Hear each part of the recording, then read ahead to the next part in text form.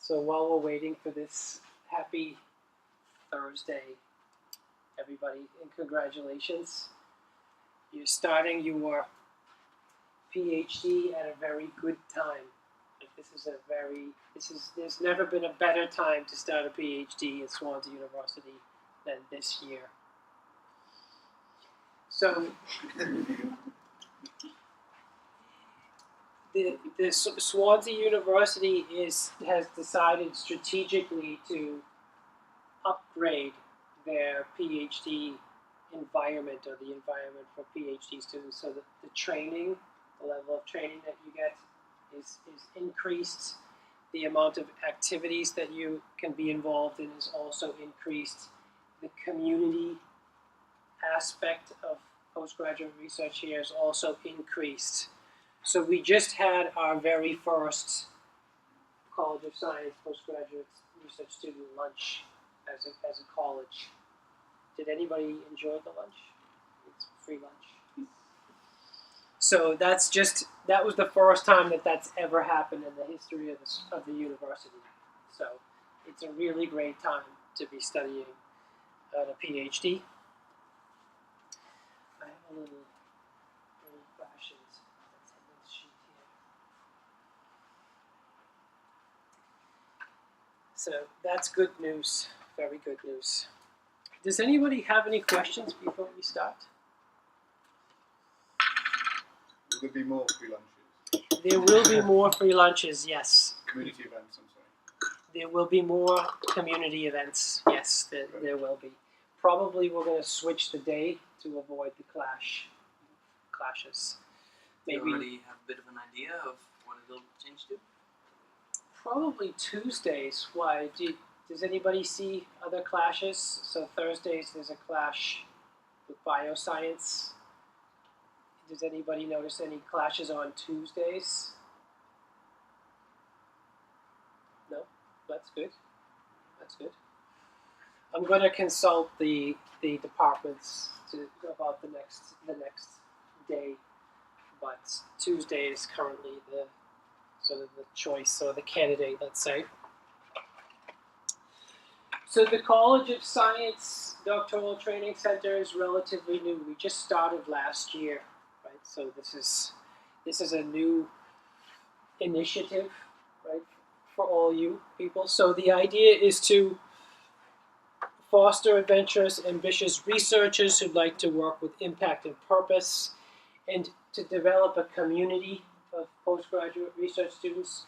Usually the postgraduate students don't meet each other at all, right? They sit in isolation, they don't talk to anybody all day, every day, right? Maybe they're underground in a hole where it's dark, you know. So we want to change that environment. We want to put you in the same room with other students so that you talk to each other and build a sense of community.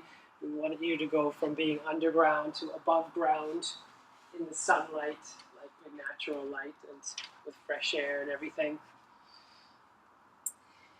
And yeah, we also want to upgrade the training that is available for PhD students. So during the course of your PhD, you learn a lot of things and you develop a lot of skills, and they're special skills that you are not taught in your undergraduate degrees and not in your master's degrees typically either.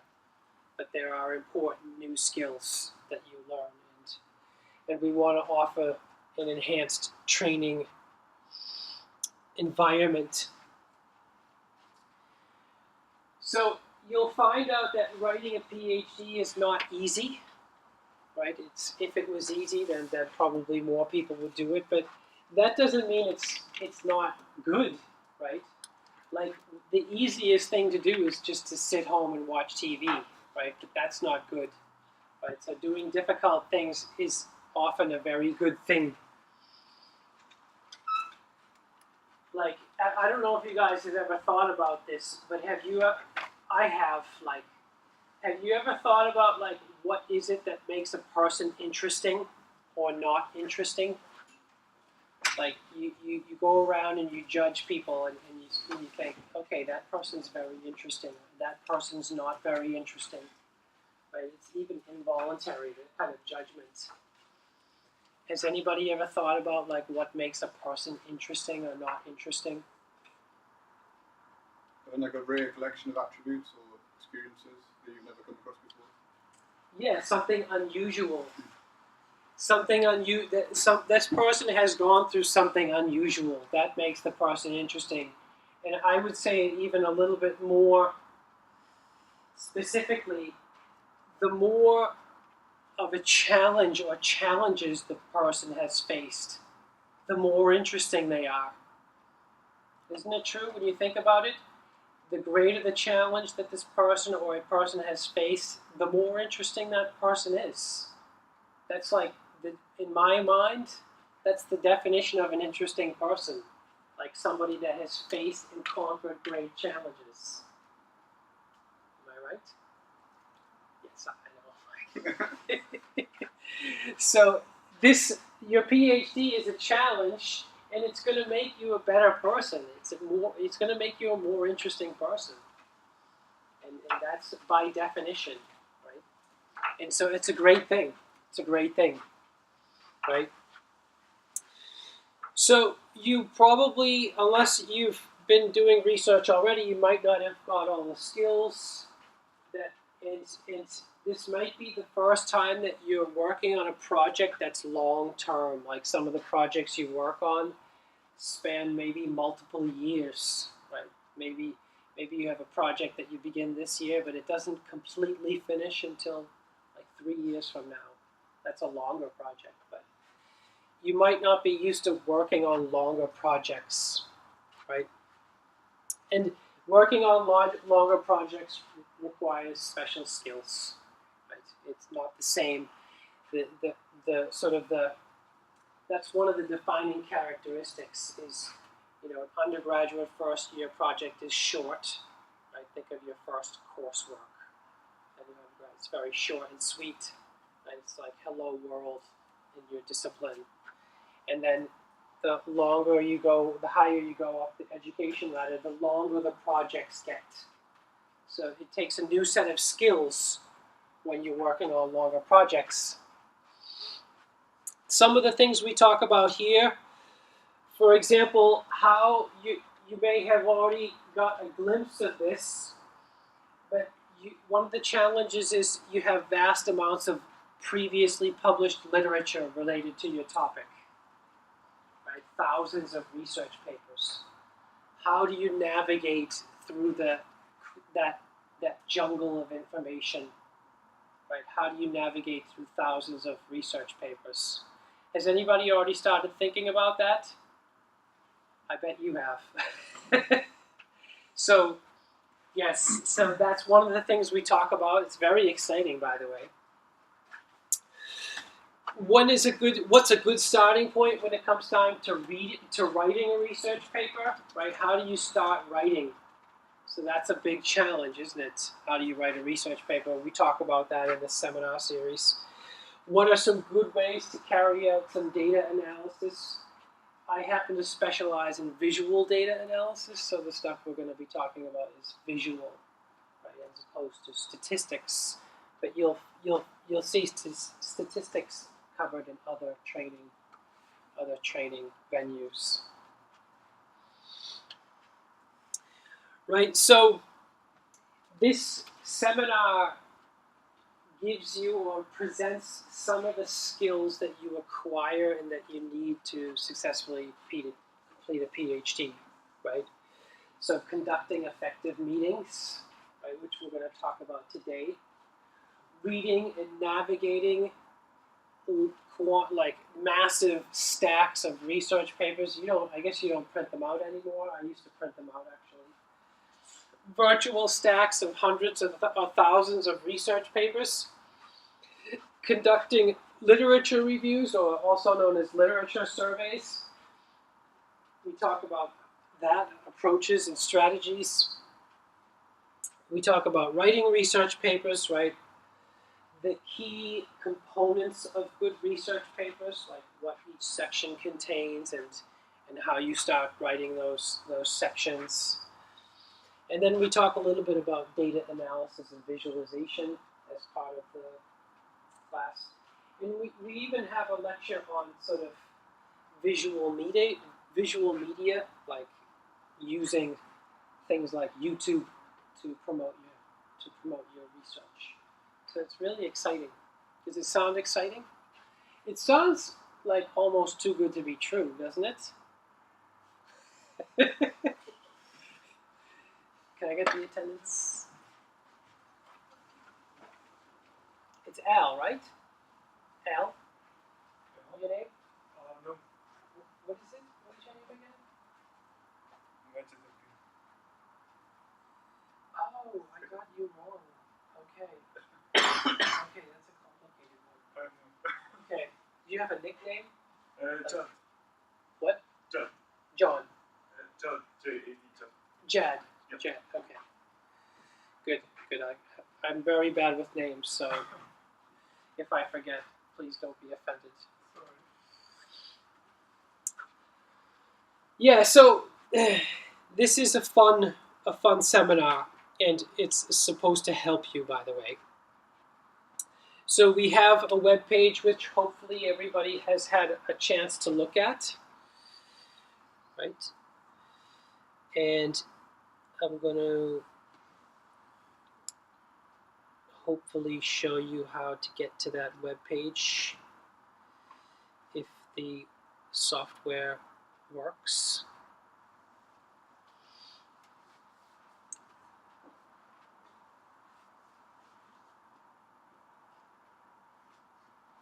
Just takes a... I put in that ball on purpose just to build suspense, because the suspense makes it much more, interesting. Has anybody had a look at the web page already? Yeah? Nice, Chad. Nice. I did update it. This is an old version.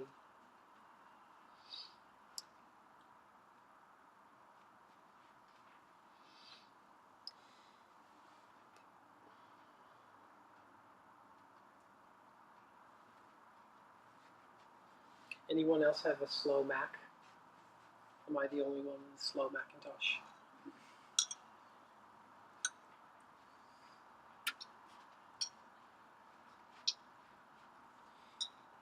The Macintosh is also, this slow Mac, it has built-in meditation times, so you can meditate for 30 seconds. Okay, so if you can find my webpage and click on teaching and then meditate for a minute. And then there's the College of Science Doctoral Training Center link there. You find the web page for this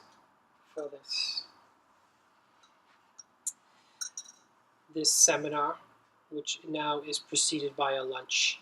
And all the information and the program and the schedule is on this web page. And I will update that with the new information as time goes on. But that's a preview. And you can actually, if you are really eager, which I know some of you are, you can look at the last year's seminar series. You can actually check that out. So some of you might be thinking, oh my gosh, I cannot wait that long.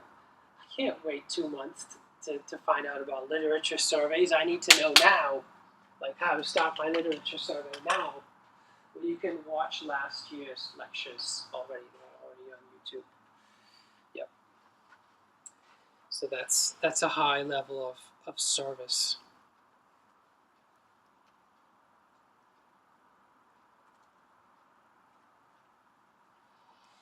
And just as a historical note, I did work for many years on something called the PhD in Visualization Starter Kit for a long time, so that's my background.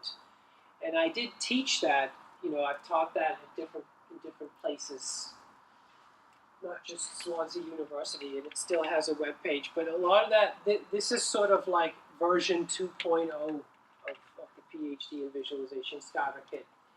It's like the PhD in Science Starter Kit now.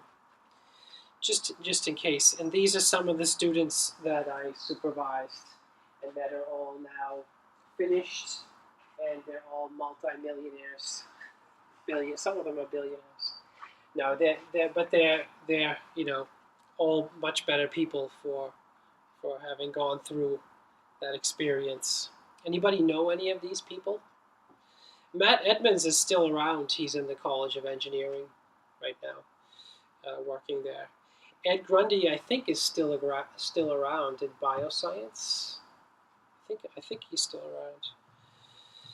Anyways, yeah.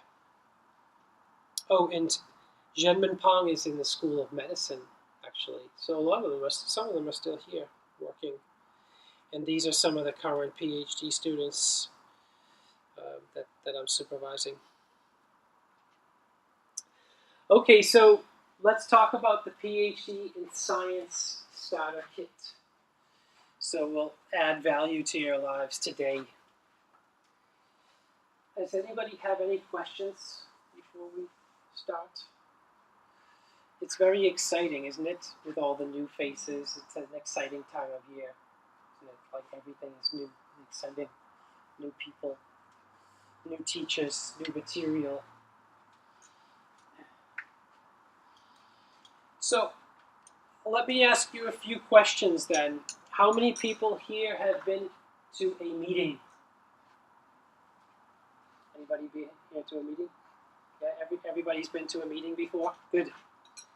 How many people have walked out of a meeting and then been thinking, wow, I have really no idea what I was supposed to take away from that meeting? Oh, that's good. How many people have been like on their way to a meeting and thought to themselves, oh, I'm not sure if I'm even ready, how I should have prepared for this meeting. I'm not even sure I'm ready. Great, great. How many people have been in a meeting that never seems to end and just keeps going in circles? Good, good. Here's a really advanced one. How many of you have been in the middle of a meeting and thought to yourselves, haven't we already talked about this before? I think we talked about this 2 or 6 months ago. Anybody ever have that experience? Yeah, good, good. So all of your problems are going to be solved today. Right, this is about how to conduct effective meetings, right? It's not that exciting. It's not. Right, I'm going to warn you. But it is ridiculously important. It is the cornerstone of your whole life, your whole professional life, how to conduct effective meetings. It is it's the key ingredient. As a student, I've had all those experiences, and I've been on the positive side and the negative side of the meeting experience, right? So I know what the experience is like to be in an effective meeting, and in one that had all those qualities that I just asked you about. And I know that when I have meetings with students, if I don't follow my own guidelines, everything just goes south, right? So we're going to find out today how to conduct effective meetings. But before we do that, we'll just mention one caveat.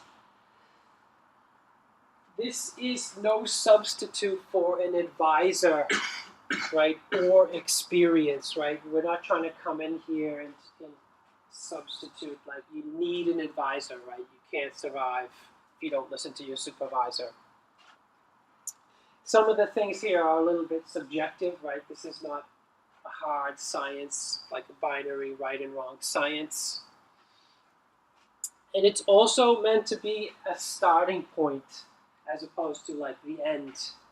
It gives you some place to start, which is very difficult, right? If you don't know where to start.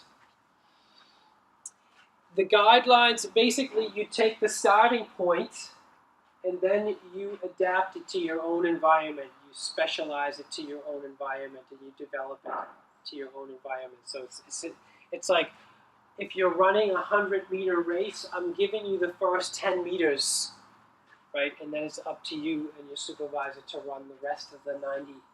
Well, you run the 90, but the supervisor tells you which direction to run in.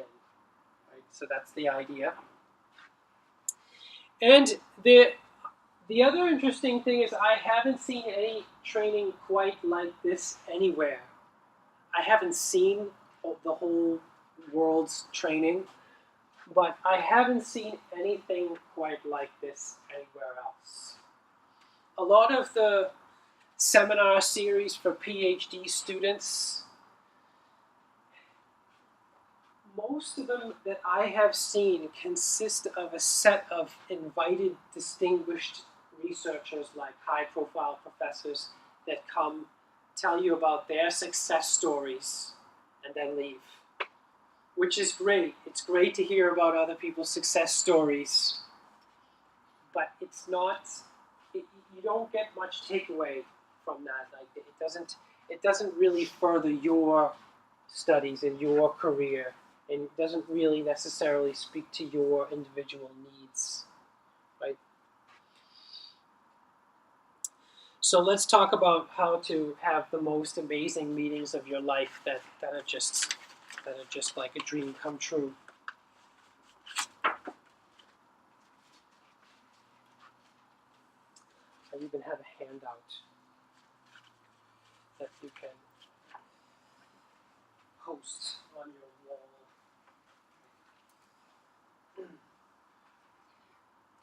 Has anybody here ever used a minutes of meeting protocol before? One person? 2 people? Okay, that's good. So this is a minutes of meeting protocol. And I already asked you some fun questions, right? Did I miss any? I think we covered all those questions. Oh, I missed one. Have you ever left a meeting and had no idea when the next meeting is? That's a very common experience, right? And you feel lost, right? You feel totally lost when that's true, because you don't know if the focus of your work should be on like a week, 2 weeks, or a month, or 2 months. Yeah, but all the other questions. And trust me, I've experienced all of these things many times. So it's very common, right? And in fact, I would say ineffective meetings are the default. Like if there's no structure and no protocol, by default, the meeting is going to be ineffective. And that's the typical meeting. That's the standard meeting. It's like the standard is being ineffective. Oh, I have some more. Yes, so we covered those critical questions, right, about ineffective meetings. So this is a minutes of meeting protocol. It's conveniently called Bob's Minutes of Meeting Protocol. And basically it provides a structure to your meetings, like a template structure. And you go into a meeting and you're trying to extract the relevant information that you need from that meeting. And this is like the template or the guidelines on how to do that. How do I organize the meeting? How can I extract the information that I really need? And how can I make it therefore very effective, right? So Bob's Minutes Meeting Protocol, it structures, instead of some unstructured conversation that has no direction and no organization, it suddenly imposes or introduces a structure to the conversation. So the structure is a list of topics discussed, right? A list of progress that you have made or your supervisor has made since the last meeting, right? You don't want that to be empty. And a to-do list at the end, not very profound, right? But very, very effective and very, very essential. And by following this protocol, you'll find that all those problems are solved. The ones that we just talked about. So the protocol introduces continuity and memory into your meetings. So before you go to your next meeting, you look at the notes from your previous meeting, your structured notes from the previous meeting, right? And that provides the continuity between meetings. And it avoids this thing where you think, didn't we already talk about this 6 months ago and now we're going in circles? Right? When your meetings have continuity and memory, that problem disappears. This helps you with your progress, right? So the to-do list is what you're supposed to do. That's the things, the actions that you need to take after the meeting finishes, right? That's what goes on the to-do list, right? What am I supposed to do between now and the next meeting? There's another subtlety to this,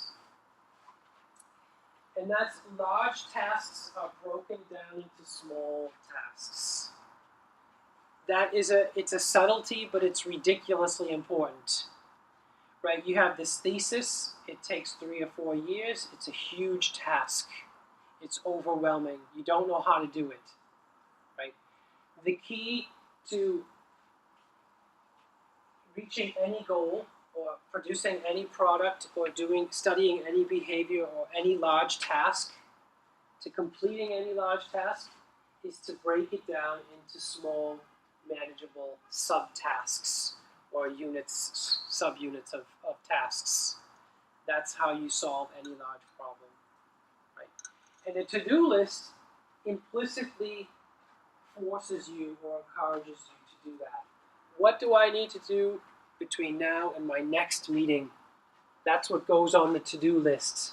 So if there's a week between your meetings, it consists of tasks that are approximately a week. And it forces, well, it doesn't force anybody to do anything. I have used this word force. It encourages you to think of actions that are manageable in a short amount of time, right? And you discuss those tasks with your supervisor, right? So it features the date and the time, right? Each person that is present at the meeting is recorded in the protocol. Very, very helpful, by the way. As I mentioned, it has a list of topics that you discussed, right? That's not necessarily a to-do list, but maybe you're talking to somebody and they mention an amazing webpage or some amazing event or something, so you write down that in the topics discussed. The list of progress, right? So when you're preparing for your next meeting, you're thinking, oh, have I made any progress? Like, what progress have I made since the last meeting? And that, hopefully, your progress list is just your to-do list from the last meeting. So every item on the to-do list goes up to the progress. That's the ideal situation. Like, an item in the to-do list goes up to the progress in the next meeting, in the next minutes of meeting protocol. Now imagine you write down nothing in the progress, you've made no progress, then that's really important, right? That's really important. So then you think, okay, I need to discuss this with my supervisor. I have made no progress, right? This happens to a lot of people, by the way. It happens to a lot of people. I've just spent a year on my PhD and I feel like I've made no progress. If that happens, I can guarantee you that they're not following this minutes of meeting protocol. Because you cannot follow this protocol and make no progress for a year. It's just not possible.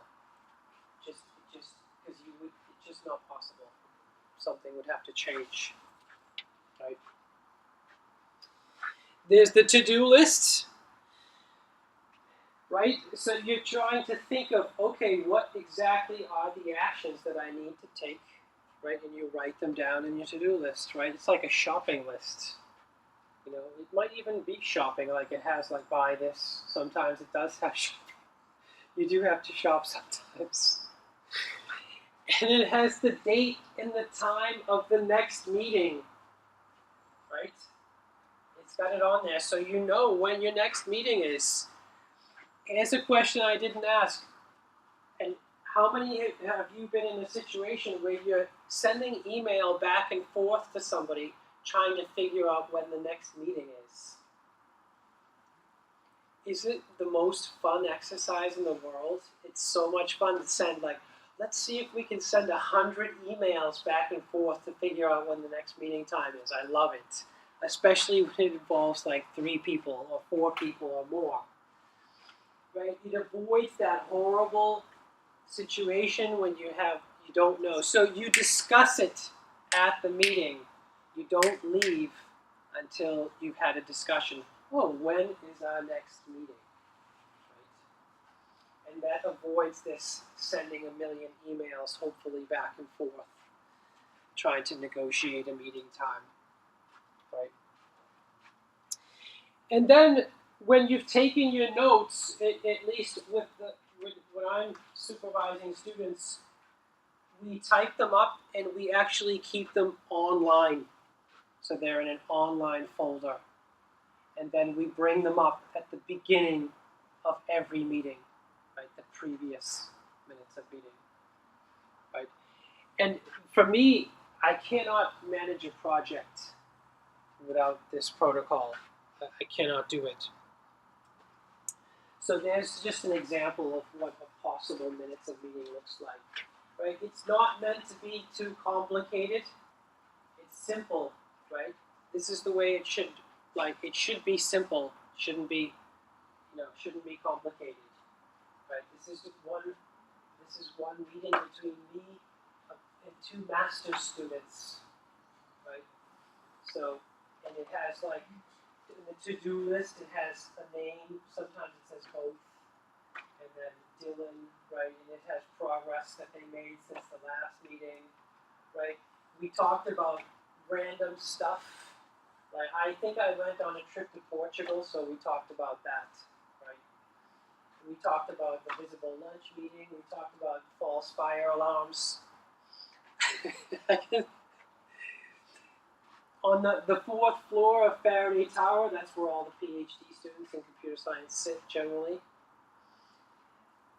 There was a desk that was abandoned on the 4th floor, and it was an absolute mess. But it had an old computer. I think it had trash on it.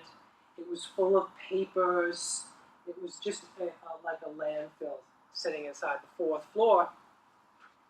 And nobody knew who it belonged to. Nobody. And I was wandering around one day, I said, what is that mess? Like, that is crazy. Like, this shouldn't be here. Like, this is a very valuable desk. And everybody said, we don't know who it is. We don't know, blah, blah, blah. We don't know if this student still exists or not. And so I walked over to the desk. It's like, well, it should be here. The answer should be here, like in the paper.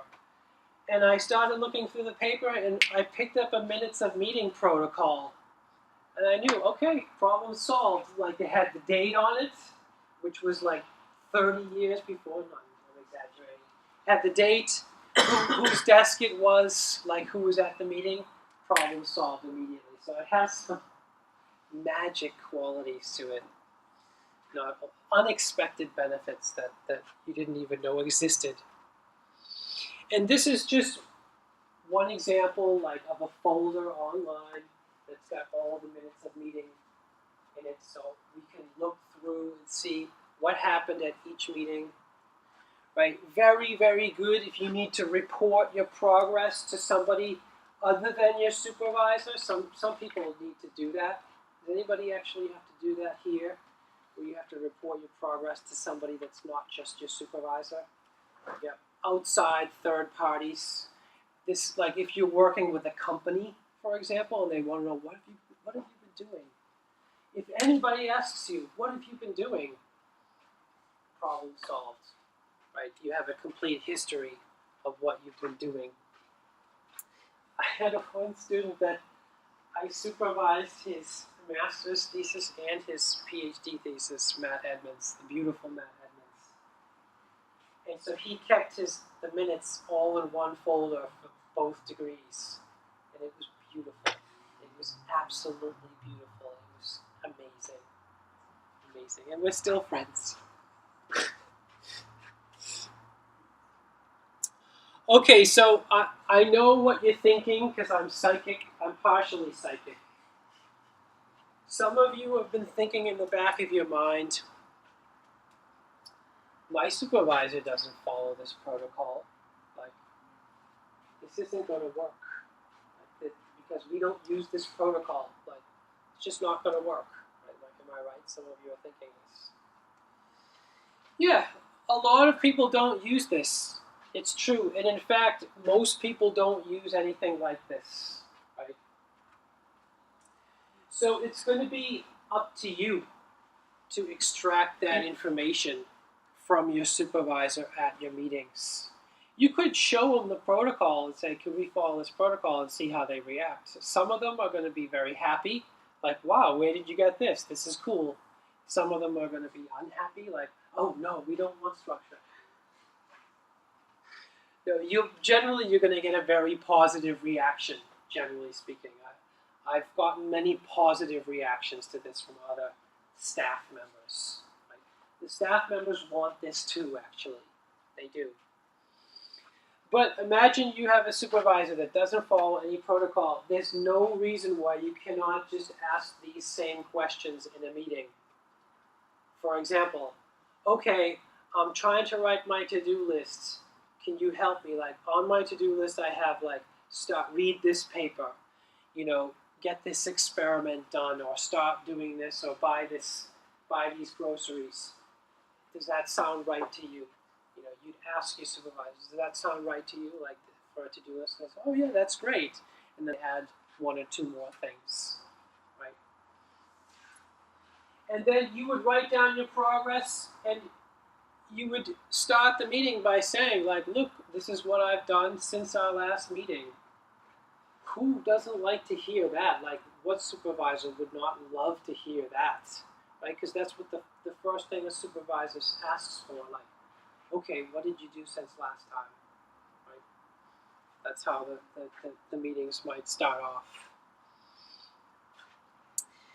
And you can, before you walk out of there, you can say, oh, by the way, when is our next meeting? Like, what day, what time? I would rather just write it down now than exchange 100 emails, right? That's what everybody wants, right? So you can extract that information even if you're in an environment that does not actually use a formal minutes of meeting protocol. And I can tell you that as soon as you start doing this, your whole life will turn over. Like, it'll go from being upside down to right side up. Because I've gone through that experience where I was upside down in the meetings with all those problems. And then I learned a protocol from my PhD supervisor. He introduced it to me. He didn't put it in writing. He just said it orally. He said, okay, this is how the meeting should be structured. The only thing I did was I wrote it down. And as soon as he did that, I was like, wow, this is amazing. Like, all those problems I used to have in meetings are gone. Like the mystery surrounding the previous meetings. Everything flipped on the right side up. So it was an enlightening experience. I still remember it really well. And I even remember thinking, like, wow, this guy's really smart. Like, he really has his act together. This is going to work great. I remember thinking that. Okay, you can get a soft copy, by the way, of the Minutes of Meeting Protocol on the Doctoral Training Center seminar. Oh, the quality is quite bad. But that actually is this College of Science Doctoral Training Center there, the Blackboard module.